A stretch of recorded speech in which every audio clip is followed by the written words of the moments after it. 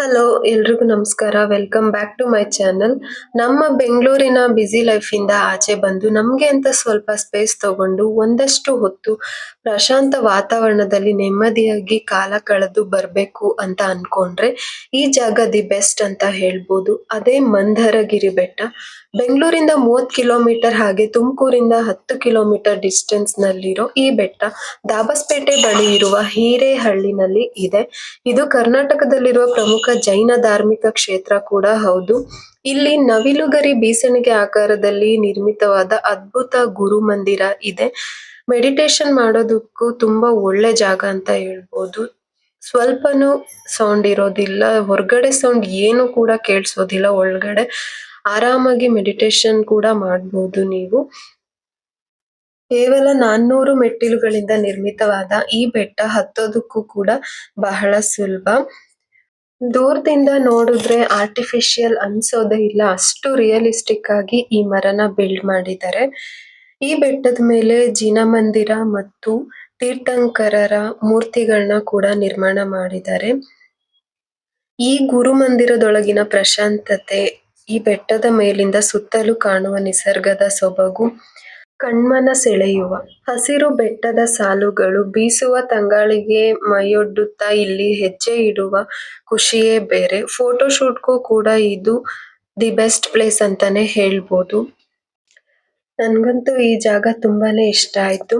ಹಾಗೆ ಅಲ್ಲಿ ದೇವಸ್ಥಾನದ ಹತ್ರ ಪುಟ್ಟ ಪುಟ್ಟ ಹಕ್ಕಿಗಳು ಗೂಡು ಕೂಡ ಕಟ್ಕೊಂಡಿದ್ದು ತುಂಬಾನೇ ಚೆನ್ನಾಗಿತ್ತು ನೋಡೋದಕ್ಕೆ. ಹಾಗೆ ಈ ಬೆಟ್ಟದ ಹಿಂದೆ ಮೈದಾಳ ಕೆರೆ ಇದೆ. ಒಂದು ಅದ್ಭುತ ಪ್ರೇಕ್ಷಣಾ ಸ್ಥಳ, ಕೆರೆ ಹಾಗೆ ಬೆಟ್ಟ, ಈ ಮೂರು ಒಂದೇ ಕಡೆ ಇರೋದು ಇಲ್ಲಿನ ಹೈಲೈಟ್ ಅಂತ ಹೇಳ್ಬೋದು.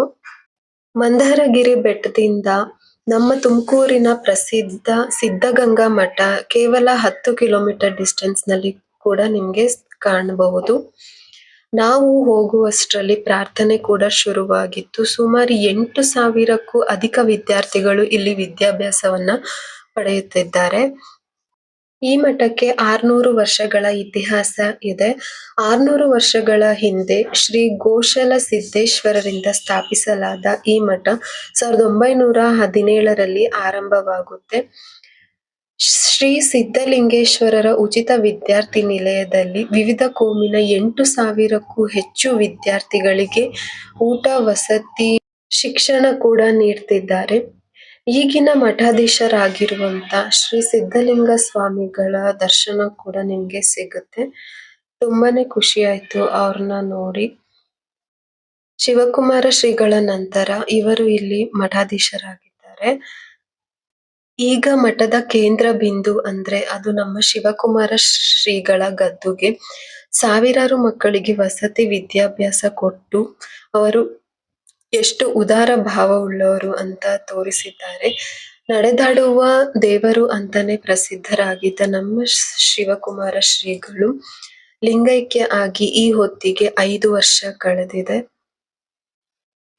ಅಷ್ಟು ಜನ ವಿದ್ಯಾರ್ಥಿಗಳಿಗೆ ಊಟ, ಶಿಕ್ಷಣ ಹಾಗೆ ವಸತಿಯನ್ನ ನೀಡಿ ಔದಾರ್ಯ ಮೆರೆದಿರುವಂತಹ ನಮ್ಮ ಶ್ರೀ ಶಿವಕುಮಾರ ಶ್ರೀಗಳು, ನಡೆದಾಡುವ ದೇವರು ಅಂತಾನೆ ಪ್ರಸಿದ್ಧವಾಗಿದ್ದ ಈ ನಮ್ಮ ಶ್ರೀಗಳು ಸಿದ್ಧಗಂಗಾ ಮಠದ ಏಳಿಗೆಗೆ ನೀಡಿರುವ ಕೊಡುಗೆ ಅಪಾರ.